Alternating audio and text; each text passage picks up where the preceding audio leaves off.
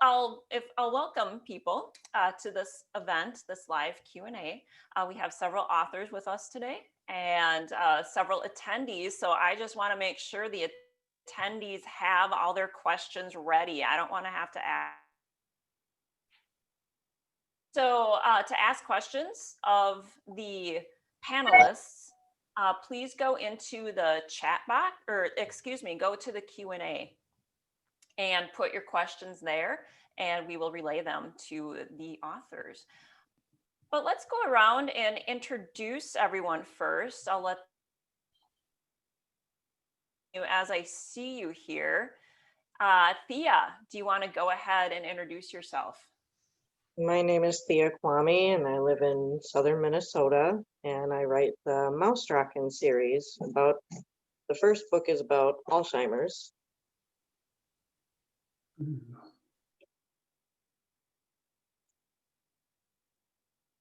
Margie, do you want to go ahead? I'll unmute.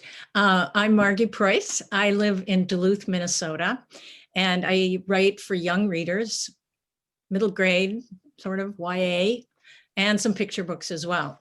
Those are some of my books up there. And I have 3 new books in 2020. The Littlest Voyageur, Village of Scoundrels, based on the true story of a village in France during World War II that rescued many hundreds, maybe thousands of Jewish children and teens. And the last of the Enchantment Lake mystery series, The Silver Box. Thanks. Grace, go ahead. Bryce, do you want to go ahead and introduce yourself? My name is Bryce Stenzel, and I'm currently living in St. Clair, but I'm originally from Mankato. I've written a number of books on local history, Mankato history, Blue Earth County history, but also one of my specialties, and you can see I'm literally in my work today, my work clothes, so to speak, but I also do a living history portrayal of Abraham Lincoln, and actually just came from another event. So I've been bouncing between the book festival and a living history event this weekend. So that's why I'm still in my Lincoln attire. It's been suspected that I wear this all the time, and actually, no, not quite, but quite often. But I've been interested in Lincoln since I was a little boy. And this book in particular details his role in the U.S. Dakota War of 1862. And that's one of the stories that I learned as a little boy. And that's what got me into this. So. Great, thank you. Raven, go ahead.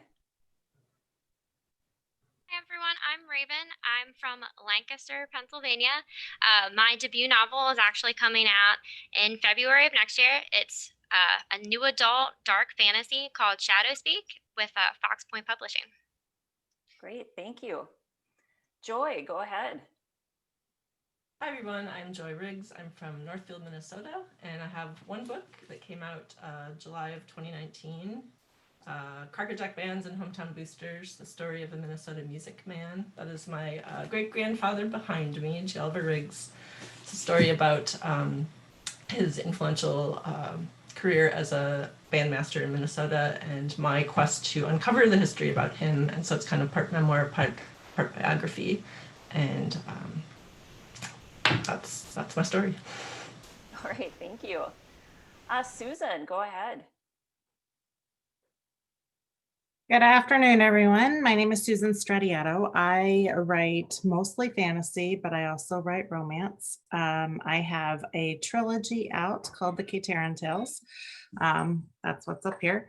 And then for romance, I have a novel named An Orchid Falls that came out in February of this year, and a couple of novelettes. So if you're interested in romance, I guess I'm the one for your questions.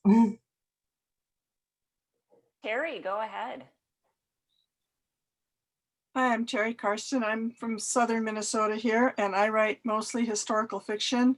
This is set in colonial times. This one is for young readers. It's an orphan train story, but I also write, besides writing for adults, I've written a picture book for children, a Japanese folktale, And just coming out, the most recent one is a young readers chapter book, like early grade chapter book.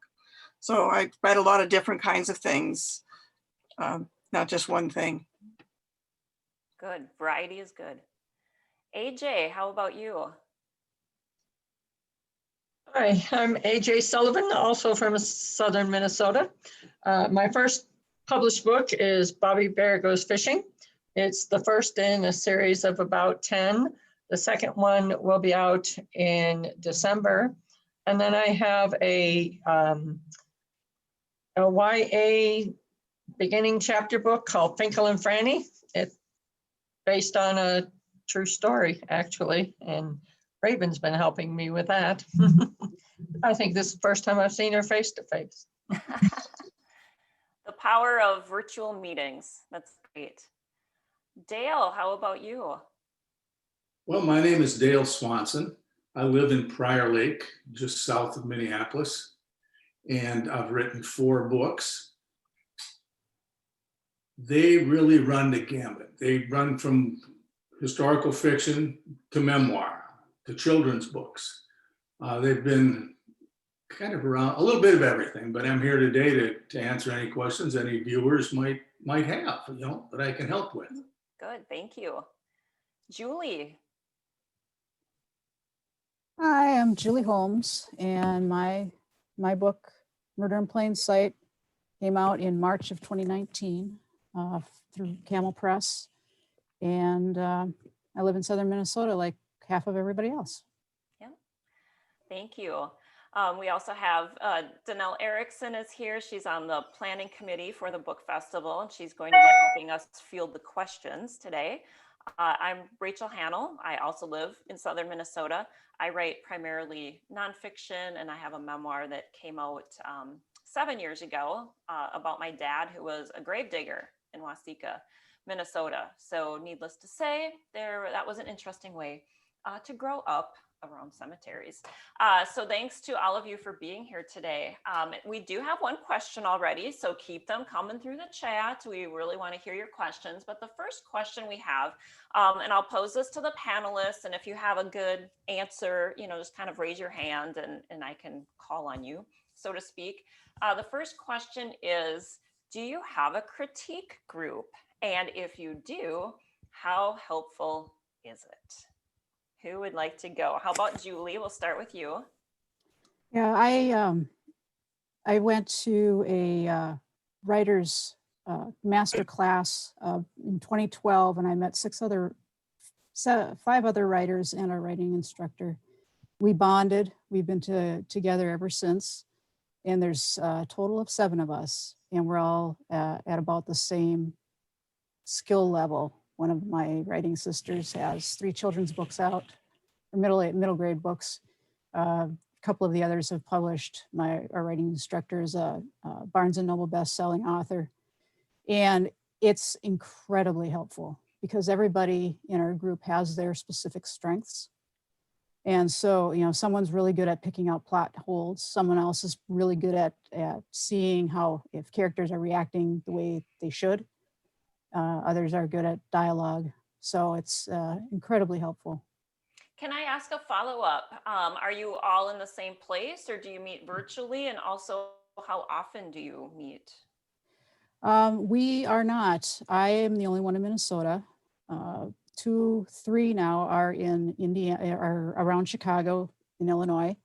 3 of them are in Wisconsin. One's up by Minocqua. 2 of them are closer to Madison, and 1 is in California.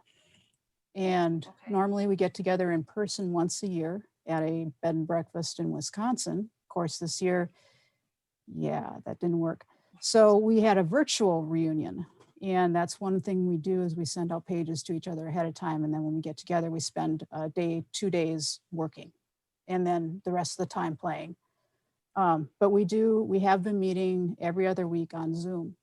Whoever is available, we gather and we basically catch up on what'd you get done last week or what'd you get done since the last time we talked. We discuss it a little bit. If we have questions, if we have asked for suggestions on if we have problems with plot or anything, and then what are you going to get done before the next time we meet? And so there's a little bit of accountability. It's not, you know, hardcore or anything, but it's Sure. nice to get together and chat a little bit. Yeah, that's great. Margie, did you have a weigh in on that as well? Yeah, well, what Julie said is right on. And I really recommend, if you can join a writers group, to do so. There's a lot to it. There's a lot of different ways that writers can support each other in addition to critiquing each other's work. I think just being able to talk with people who are on the same journey with you, and as Julie said, especially if you can find people who are kind of on the same trajectory with their work, so that you have there's a lot in common. And a lot of times you can't talk to people, just anyone, about your frustrations with publishing or your agent or whatever. So it's nice to have other people who understand what you're talking about. And also I remember years ago, a friend of mine who was much more published than I was at the time, he was complaining about the cover of his book. And I said, you have a book, you know, don't complain. And now I'm the one that, you know, complaining. And so I do understand how it, you know, the place you are in the journey of writing is, it's great to have other people that understand where you are in that place. And so, yeah, my writing group, I met for many years with a group of youth. I also have another group that I go on a week-long retreat with every year. And this year we did it mostly virtually. And it's just incomparable. But I do think it can be hard to find the right group. And so I've been thinking that maybe there's a way that libraries and authors can get together and work on finding community for writers who are out there looking for. So I'd be interested to ask the attendees if they do have trouble finding a group, or, you know, and how they go about looking for people. But maybe we're not supposed to ask.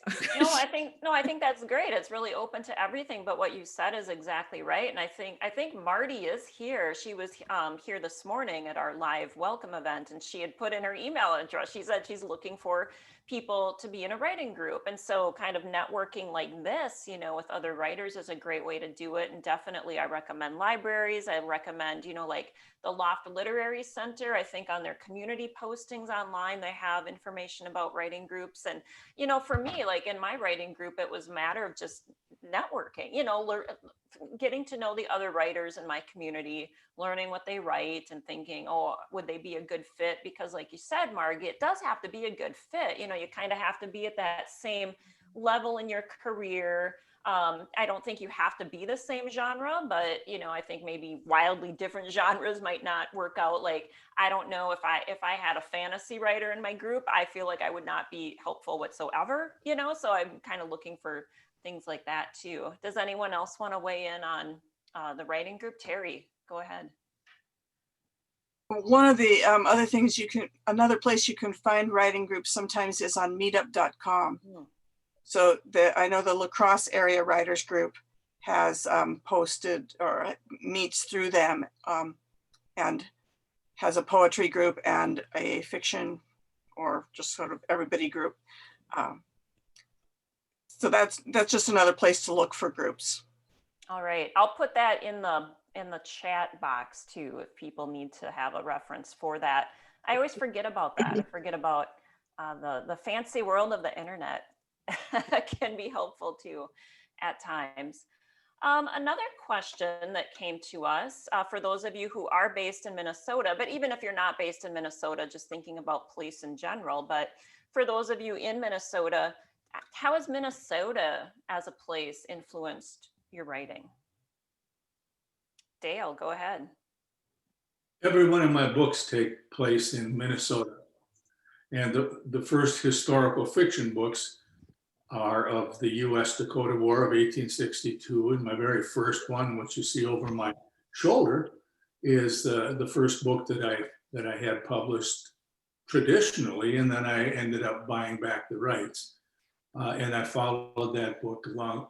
The other one is where I followed the characters from this book west. And otherwise, I have my memoir, and I have a children's fantasy book that takes place in Minnesota as well. Minnesota's a great place. Yeah, for sure.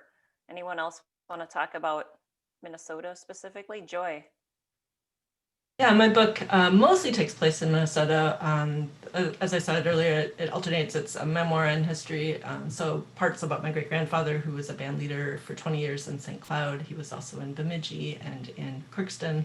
And so those chapters, I learned a lot about the history of Minnesota at that time in those places. And then the me chapters where I'm finding out things about my great-grandfather. I'm traveling to different places in the state and meeting, interviewing people. So yeah, there's a few other places like Montana that come into it, but very much Minnesota focused. And I grew up in Minnesota and spent a few years in Iowa, but other than that, so it's very Minnesota focused. And I enjoyed getting to learn more about the state that I've lived in all my life, but didn't know about certain places or certain aspects of history. So. Right. Yeah, that makes sense. Thank you. And Bryce, go ahead. I literally live in the geographic shadow of what I'm writing about. My German immigration book, To the Minnesota River Valley Frontier, the Mankato Milestones book, and then of course this book about Abraham Lincoln. Even though he was in Washington and never visited Minnesota, he certainly had a profound impact on what happened here and vice versa. So, as I say, I literally live in the shadow of what I'm writing about. Yeah, that can be really helpful. And I think too, what I like about Minnesota is just the great writing community that we have here, the great literary community. I mean, it's one reason why we wanted to have this book festival, to really celebrate that. But what a great state we live in for writers and for readers, and to even think about the legacy amendment that voters put in 2008. I mean, it's been several years now, where we said we want part of our sales tax to go and support the arts, and writing is part of that. So it's just a very supportive environment that writers live in, and it's easy to kind of get connected with other writers here. Another question that we have, and maybe some of you who haven't talked yet, Margie, do you want to go ahead, Margie? Yeah, go for it. I wanted to agree with you for one thing. I think that living in Minnesota right now and being a writer for young readers, I feel like it's like Paris in the 20s with the kind of groups, the fantastic writers that are here and how supportive they are of each other. And then I did want to point out that two of my new 2020 books are Minnesota based. The Littlest Voyageur, in which the squirrel stows away in a Voyageur canoe and tries to get all the way from Montreal to Grand Portage without getting thrown out or made into stew, another threat. And the Silver Box, which is the Enchantment Lake mystery series. And that Enchantment Lake is a semi-fictional lake in northern Minnesota. So there's all the things that people know about Minnesota, like swarms of mosquitoes and boating and swimming and poison hot dishes and lost kayaks and exploding bulldozers and murder. So, typical northern Minnesota. Of course, I always think of murder. Oh, and I should point out too, for those of you who are in attendance, if you wanted to have another tab open at the same time on the book festival website, the author directory, you can reference the books that our authors here are talking about. You can find out more about them, contact information. So sometimes that's helpful. You can put a face with their author directory entry as well to get to know them a little bit more. And thank you, Danelle just put that link in the chat box as well. Another question that came through, and maybe for some of you who have been quiet so far, you can raise your hands. What is the most surprising thing you've encountered in your publishing journey? This could be practical, like logistical surprises, or even emotional surprises. Anyone want to talk about a surprise? Thea, go for it. I guess I was honestly surprised at how many people really wanted to read my book. When you write a book, it's like well, I think it's good, but I don't know. And then all these people came, they're like, we want one, we want you to sign it. And it was like, wow. Yeah, that's great to point out because too, I think a lot of us write, we're not, I mean, if people read our books, that's great, right? We sit down to write a book and we think, oh, it'd be lovely if people read it. Mhm. But a lot of us write because we want, like, we have to, right? Like we're kind of just getting it out for ourselves. And the fact that other people respond to it just seems like a nice bonus Yeah. sometimes. Yeah. Susan, did you have your hand up? I did. Okay, So as I started my writing for business journey and the publishing journey, I did a ton of research. And one of the biggest things that surprised me is despite your path to publishing, whether you are independently published, whether you have your own author house or you go through, or your own publishing house, or you go through a smaller publisher, you're typically as the author responsible for a lot of the marketing. That's really what took me off guard, is that I've spent, before I started publishing my work, I've spent 20 plus years in the corporate world, in a field very close to marketing. So it was a fortunate background to have when I started, but I was surprised how many of those skills I actually have to use as an author to try to get my work out there and my name out there. Sure. And I suppose for authors who maybe aren't as comfortable with marketing, that's maybe something you either have to learn and be willing to take on, or maybe even hire out, if it's not something that you totally feel comfortable with. Right. AJ. Yes, it's funny, my degree is in marketing and I spent almost 30 years in marketing, but I was marketing light fixtures. It's kind of different. Yeah, I didn't have to put me out there, I wrote all the time, but I'm not the one that was being marketed. And then the other thing, especially this first Bobby Bear book, I wrote it 34 years ago, and it was on typed paper because there were no PCs. I had to transfer it over. And then Raven, who is my editor as well, because it's been sitting there for 34 years, it was kind of hard to give up some of the stuff that they discovered wasn't as fluid or didn't have as much to do with the overall story, because it was like a part of me. Sure. Dale, go ahead. Two things surprised me. The first thing, and it was a big surprise that anyone would pay actual money to read something I had written.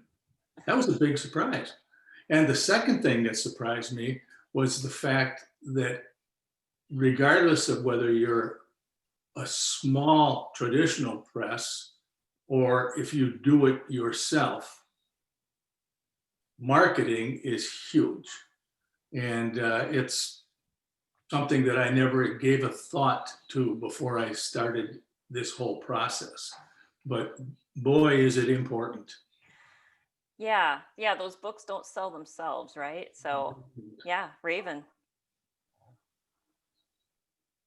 The biggest thing for me was the sudden like expectations. Like suddenly, okay, so like I signed the contract, like I'm ready to go, like I have this draft, and as an editor, in one respect, I was like, okay, well, it's fine. And then when it goes through and it's not so close, like AJ was saying, how it is your baby, like you're so close to it that like you think everything needs to be in there and everything's fine. And then suddenly you realize, wow, like I've been filling that like plot hole in my head, but I actually never explained it. And then on the flip side, when I said expectations, for yourself when you're writing, you like you know what you want and you have like everything kind of set. But then suddenly now other people are expecting certain things. Like, well, when's your cover gonna be out? Or when are you gonna have your book trailer? Are you gonna do any signings? Are you having a launch party? And then getting that in on a timely manner and also remembering to promote that. So you're kind of like, oh, well, I have it done and I did it like 3 weeks ago, but nobody knows. For sure. A question that came through was specifically directed toward Thea. So Thea, the question for you is, why did you decide to write on Alzheimer's as a topic, and how is it selling? Well, I wrote it because my mom was diagnosed in 2009 with Alzheimer's, and she passed away in 2017. And she had a little mouse, Mr. Mousy, who, when she started getting a little worse, he went everywhere with her, and like he kind of kept her safe. And before she died, I said, you know, I'm gonna make sure Mr. Mousy goes on adventures. So he's pretty much the main character in the book. And so far it's selling pretty good. Yeah, that's good. Obviously, that's a topic that so many people can relate to. So I can Mhm. imagine that it would be a popular choice for readers. Yeah, for sure. And my kids had a hard time understanding it at first, so I figured this way it would help a lot of grandkids, great grandkids understand what's going on with their grandparent. Absolutely. It sounds really necessary. Another question to everyone. So whoever wants to answer this, how about your schedule? What kind of schedule do you keep for your writing? And then also for that businessy side of your writing? Or do you simply just kind of write when the mood strikes or when the muse is talking to you? What's that writing process like for you? Terry, go ahead. I try to write every day. And even if I'm not actually at the computer writing, I'm thinking about the story. So sometimes a long walk or weeding the garden or something like that, it doesn't look like I'm writing, but I actually still am. And I try to get something done every day. I find that marketing and that sort of thing takes away from the writing time. So I try to limit that to only a little bit of time each day, like an hour a day. And then the rest of the day is spent writing. I tend to write more in the morning than in the afternoon. Okay, thank you. How about others? Thea. I guess I kind of constantly think of stories, and at night, if I can't sleep because everything's going through my brain, I'll get up, write it down on paper, or think, oh, I'm going to remember it. Well, I have so many stories going on in my head that I have so many stories in notebooks too, and then I'll lose a notebook, and it's like, oh, now I got to figure out which story I need to work on. But I have poems, everything. I write everything constantly. Mm-hmm. Sure. It's good to get it down. AJ. Mm. Yeah, I work full-time, Monday through Friday. So I write on the weekends because I'm exhausted by the time I get home. I'm around 1,600 teenagers Oh, at a high yeah. school. Sounds like a nightmare. I can see where that would be very energy draining. It's a little bit weird because of the pandemic and all the stuff we have to do for it. So there's only really half in there on Monday and Tuesday, the other half on Thursday and Friday. Mm-hmm. But it's more difficult to communicate with them and to get things done. Yeah. Well, I'm glad you brought that up though, AJ, for those of us who, are working, whether it's full-time or part-time, or, obviously there's other things too, even if you do stay at home, you have families or pets or, these things that need to get done. Like there's always something looking for your time. So trying to find those times that you can dedicate specifically to writing is so important. Bryce.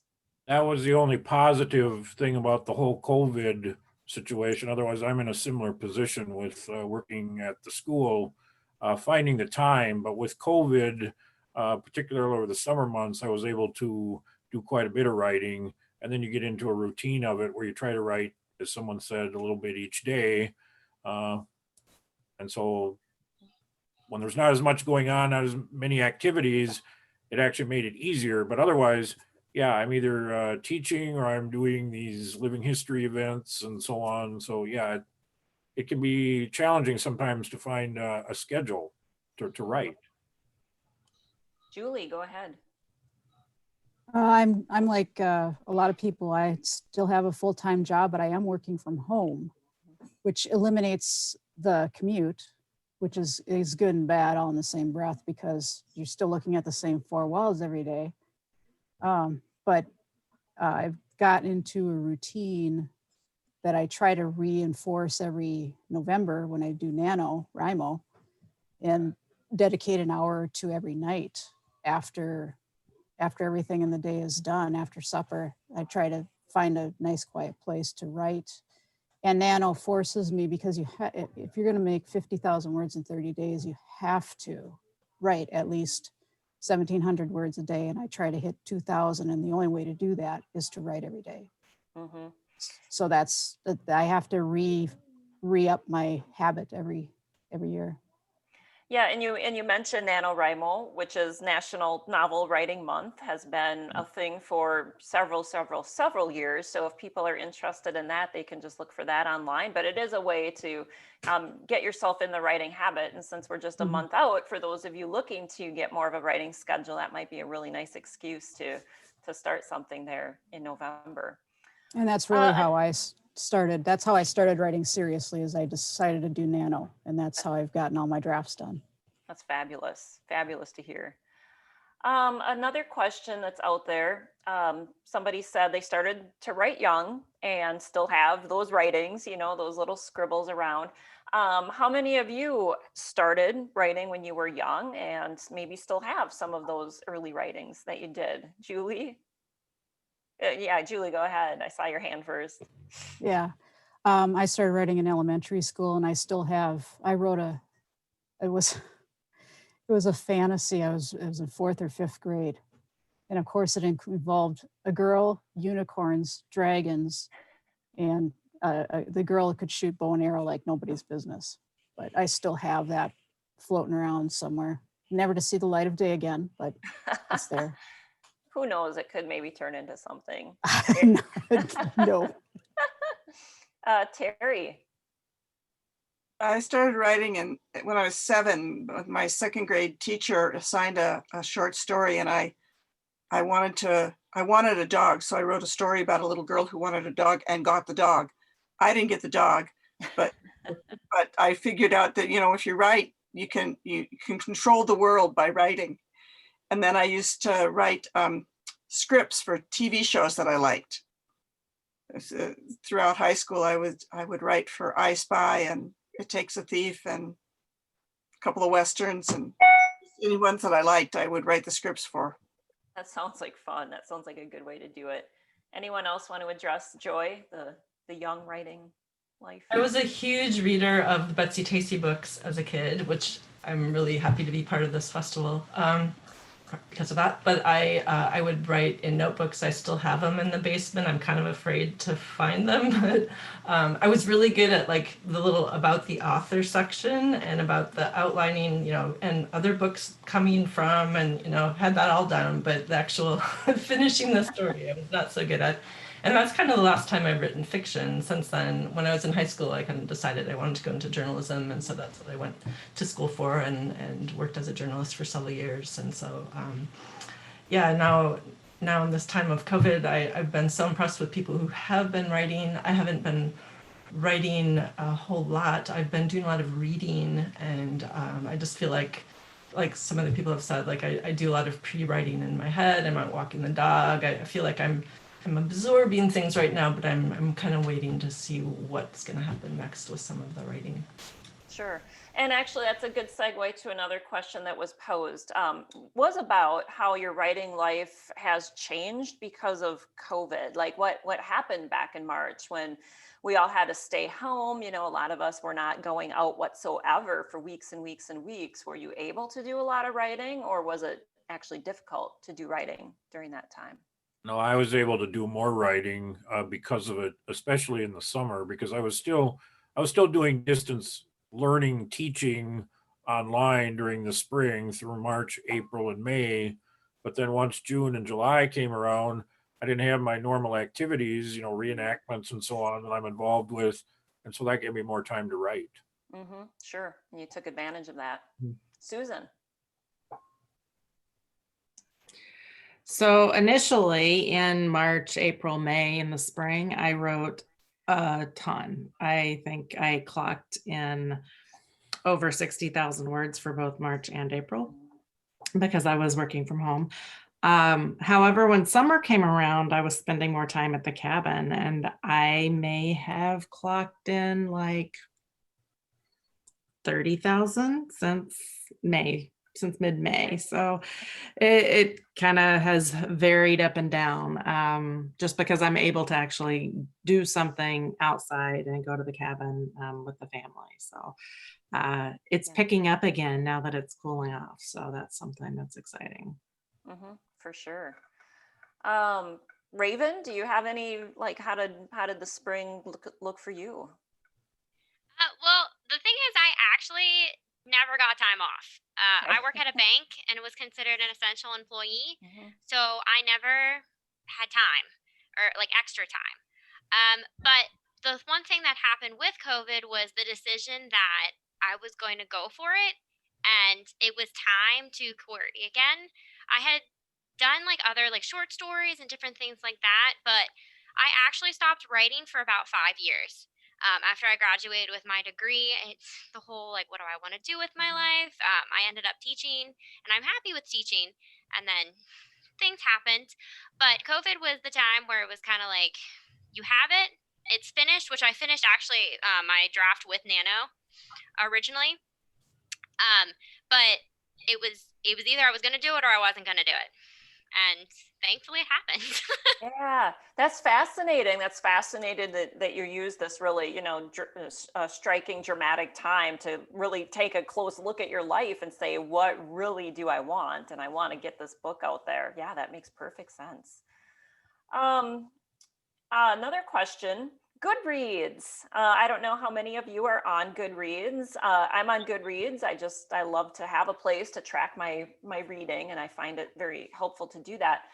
So if you're on Goodreads, you know, what do you think about it? And especially like from an author perspective and this idea of reviews, and maybe we can just talk about reviews in general, because I know that it probably with Goodreads, but for sure with Amazon, that there's that algorithm, right? And so if you have like more good reviews on Amazon, your book kind of rises up. And so I know that authors are always looking for people to, post good reviews on Amazon. So Goodreads, number one, what do you think? And then reviews, like whether Goodreads, Amazon, any other place, like how are you trying to get people to review your books?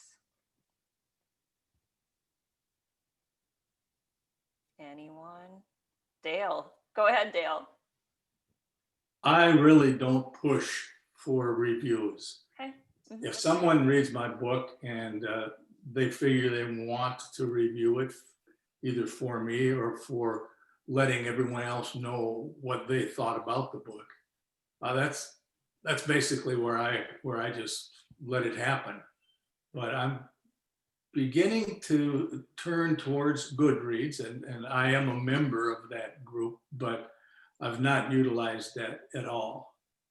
But I do think reviews are really important, and I guess my major goal hasn't been making a lot of money in my writing. It's been my writing, to write it. And to make things available for someone that might want to just sit back and enjoy either a story or learn from the historical aspects of the research I used. And it's really heavily researched, my historical fiction books. But yeah, reviews to me, they're vital, but I don't push for them. Whatever happens, happens. Yeah, it's a great perspective. How about others? Joy? I am on Goodreads, and I really appreciate anyone who takes the time to write a review or rate my book. But I'd have to say what has been more meaningful to me is hearing from people personally about when they've read my book and what they liked about it. I had a woman from St. Cloud who I'd met a few times. She called me one day and she said, "I finally read your book. And she just went on and wanted to tell me about it. It was like, she would take the time to call me and tell me. It was lovely. And my mom the other day, a good friend of theirs is reading my book, and she texted me. She said, "He's halfway through and he's loving it, and he thinks it's very well written. I'm like, oh, that's good to hear. Thanks, Mom. So yeah, but hearing from people, I love that. That's, you know, that means a lot. Yeah, I agree. Just the fact that somebody would reach out to take that time to find you, you know, email or on social media or something. I always very much appreciate that. Susan, did you have something to say about the Goodreads or reviews? Sure. I am on Goodreads. I have actually 2 accounts, one under my romance pen name and one under my real name and my fantasy author name. I don't necessarily push within the platform of Goodreads to get reviews. When I am looking to try to do a book launch and get my my books out there, I am more going for applications like Story Origin, where I can I can swap newsletters with another author and put my book out there for people to apply to be an advanced reader on it. So I'm more looking for applications that are going to give me a history of people who have left reviews. They're verified. You know, I can see that they've done that. So I'm not just throwing it out there for free necessarily, because a lot of times I've seen that people sign up to be an ARC reader, but then they don't actually leave the review. So Goodreads, I think, is a fabulous platform for tracking your reading history. It's nice to see the activity from people who are on Goodreads. There's a lot of bloggers that are on Goodreads that try to get their blogs more known, because you can hook up your blog directly to Goodreads and have that all feed through. So I'm active on it, but I would not say that it's my go-to for advertising. It's also very expensive. It's an expensive route if you're going to actually invest money into running ads and getting your book in front of potential readers. So Amazon is a better place to run the ads, and even some on Google directly, so that when people are Googling a name of a book, it's going to come up that way. Goodreads ads are super expensive, and I have not seen a lot of bang for the buck there. Well, thank you for that advice. It's nice to get that kind of advice for somebody who's tested those various venues and can tell us which ones that they think are really working there. We kind of addressed this question earlier, but maybe just kind of show of hands. It looks like we do have a question specifically about the novel writing month. So just somebody's curious who participates in that. So it looks like just a couple of you. Okay, good to know. Another question. We have about 5 minutes left for questions, so we'll try to get to as many as we can here as we wrap things up. What is your approach to the editing process? Have you used a developmental editor or beta readers like Susan was talking about to see if a book is on target? And maybe, this kind of brings me back to Raven and AJ, because it sounds like you have an editorial relationship. And so maybe if you wanted to start and just talk about that a little bit more, Raven, what kind of editing are you doing? Is it developmental? Is it more just kind of looking for holes and grammar and that kind of thing? So actually, yeah, I have my own editing business. It's called A New Look on Books. I started when my old middle school principal actually launched his own publishing company. And when he found out I was a creative writing major in college, he asked me for help. And it kind of went from there. So that's why I launched my business 2 years ago. And then I actually got hooked up with Pointe and have been a freelance editor with them.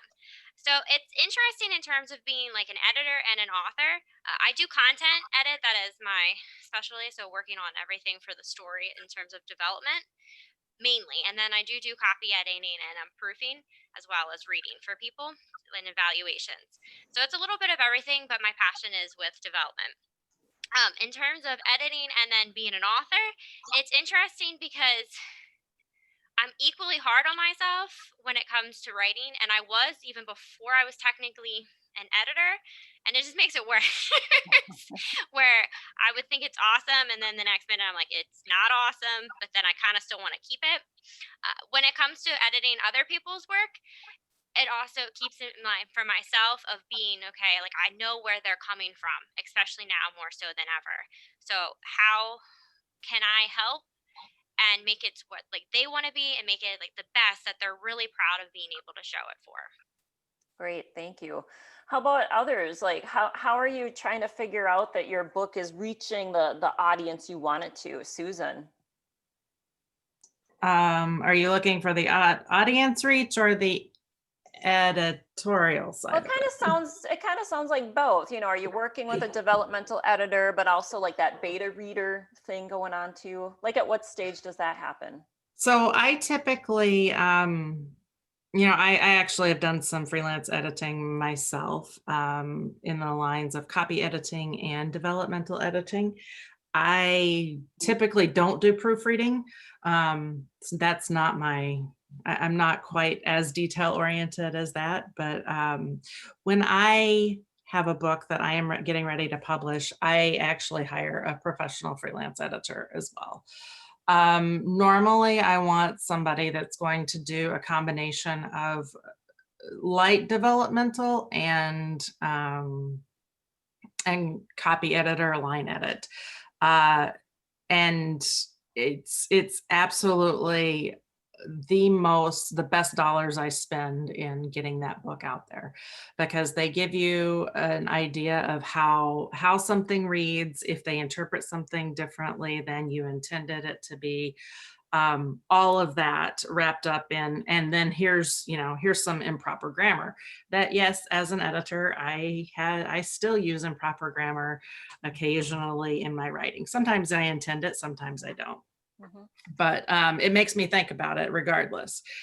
As far as beta readers go, I have not had a ton of luck finding beta readers for free, to be quite honest. I've found a couple and they were great, but I typically reach out to somebody on Fiverr or look at some Facebook groups, and I've had some paid beta readers reach out to me too. I typically don't go for that because I don't know, I just don't like being hit up on social media for that or trying to sell me something. But I will reach out when I find a beta reader that appears to have history that is in the genre that I like. And what I expect from a beta reader is to tell me, how are you feeling along the way? Don't pick the grammar apart. I'm going to pay somebody to do that. Tell me how you feel about this. So I want to hear the oohs and ahs. What made you grip the book tighter? What made you turn that page? Is it really what you're looking to, is it holding together? That's what I'm looking for in a beta reader. Sure, thank you. I'm gonna just move on here quick as we wrap things up. I have a last question for everyone, and it's a really short kind of either or question. Pen and notebook or computer? Thea, go for it. Both. Okay. I start out with pen and notebook, and then I transfer it to computer, and sometimes I use my phone. Okay, very good. Margie. Yeah, I'm a pen on paper composer. So when I'm writing a first draft, I like to write it on paper. Then it goes in the computer, I print it out, and I do revisions again with a pen. Bryce. My biggest challenge when I started writing was actually to go onto the computer and compose directly. Now that I've weaned myself off pen and paper, I can do it just fine. And I wonder why it was so difficult at first, but it took me a while. In the beginning, it had to be written on paper and then copied over, and that was very time consuming. So I'm glad I was able to make that transition. All right, Raven. It's actually been mostly on my phone, making like random notes, and on the computer. But I do sometimes pen and paper, or if like worse comes worse, a napkin, depending on where I am. Yeah, do what you need to do. Yeah. Joy. Yeah, like some of you already said, if I'm trying to generate more creative, brainstorming stuff, I will write. I'm left-handed and my handwriting is not great. So sometimes if I do write it, I'm like, I don't know what that says anymore, but transfer things onto the computer. And then if it's more, I don't know, if it involves research, then I'm probably it's gonna be in the computer and I'm kind of putting stuff together. But yeah, both I think are helpful. And also reading aloud, whether you're printing it out or you're that's so helpful too. Sure. Susan. Yes, that's the answer. I use both. Okay. I frequently outline on pen and paper, and sometimes that drifts into writing. And then I transition to actually putting the first draft from the outline onto the computer directly. And then when I'm going back to edit, I also like to have a hard copy and redline it there as well. It just reads differently to me on physical paper than it does on the screen. Carrie. I guess I'm like a lot of the others. I do part of it on the pen and paper and part of it on the computer. The editing, certainly I have to have it printed out and do it there. But the composing is kind of half and half. Thank you. AJ. I generally do any pre-writing. I write for each of the characters, I write a history and a family tree. And so I put that on paper, and I also work out a basic outline like Susan was saying, but then I put it all in Word. And I have found that Word has a person who reads for you. And so I when I'm to the point of editing, I listen to the words being spoken. And it's like, oh man, it's just so much more obvious to me when you hear it spoken. And that's helped some. Thank you. Dale. Me? Yeah, pen or paper. Sometimes you cut out. I'm sorry. Oh no, that's fine. I'm missing half of it. I'm computer all the way. I find that when I use the computer, I have things pop into my mind and doink, doink, doink. I want it in there now. And then I can move it around and put it someplace and put it where it belongs.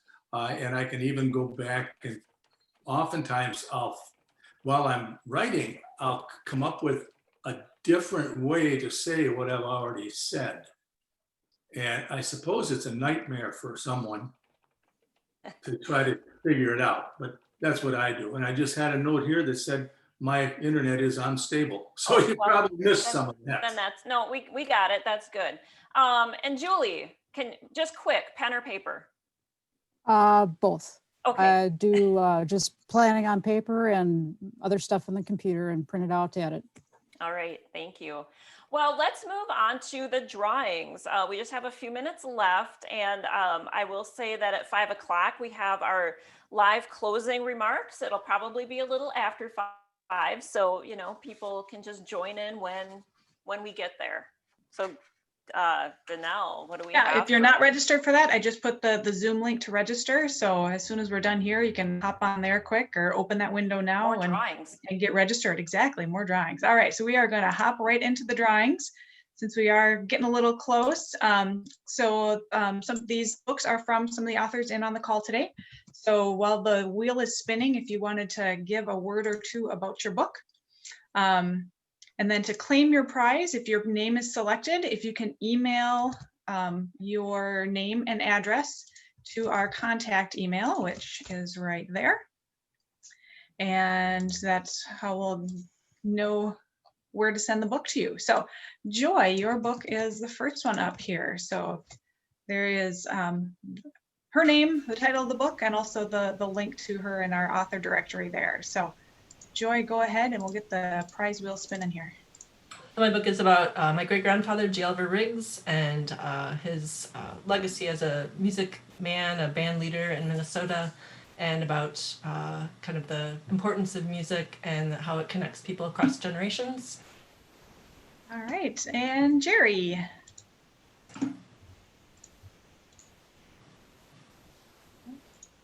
Yep, Jerry's there.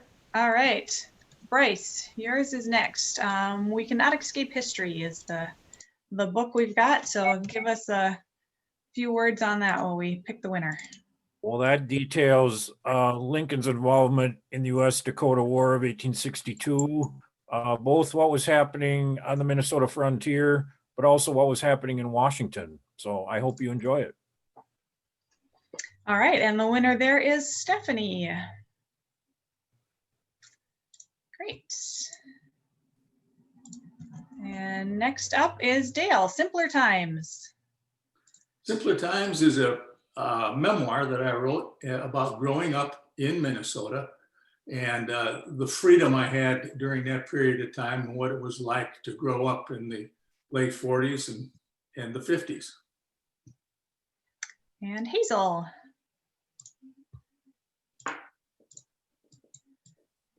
Rachel, your Can You Survive Antarctica is up next. My book, great. Your Yeah. I do write, in the past, I've written nonfiction for kids, kind of work for hire arrangement. So this is a You Choose adventure about, if you're in Antarctica, can you survive Antarctica? And look, my friend Tammy won the book. Tammy and I went to high school together. So I think that's totally appropriate. That's great, Tammy. All right, and Terry, Legend of, I'm probably going to say it wrong, Goshado? Yep, that's right. All It's right. Japanese folk tale about the Namahagi, the demons who come out of the mountains and steal children and chickens, and how the villagers have to try to figure out a way to stop them. All right, and Jerry again. So we're limiting it to 2. So if your name comes up against Jerry, we'll spin again. So great. Today. And Thea.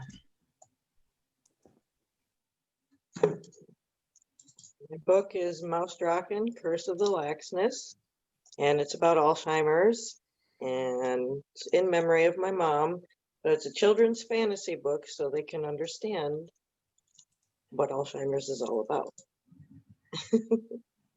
And that's my publisher who won. Well, yeah, then maybe. I don't know, Kirsten, you want to? Kirsten, do you want the copy of the book, or should we spin again? Spin again. Okay. I wondered if that was the case.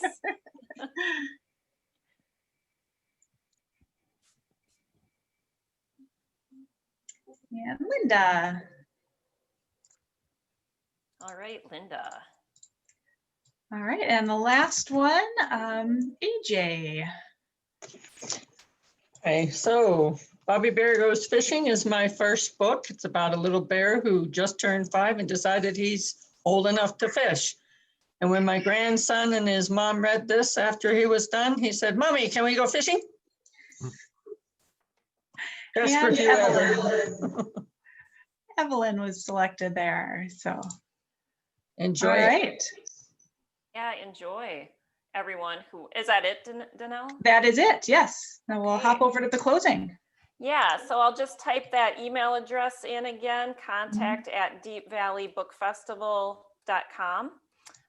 So if you want a book, please email your mailing address to that email so we can get those books sent out to you. So thanks to all of you authors. Thank you so much for your time today. That your answers were fabulous. It was a really fun discussion. This is being recorded, so it will be available online later. And I think that's great because I was kind of watching the chat out of the side of my eye, and there was a lot of great information in the chat box too. So definitely take a look at this again and catch the chat. And again, check out the authors on the author directory. If there was something that they said and you want to get in touch with them, that would be a really great way to find them there. So thanks everyone. And hopefully we'll see you at the closing event here. We'll just go from one room to the other. See you Thank soon. you. Awesome. Thank you. Okay, bye now. Thank you.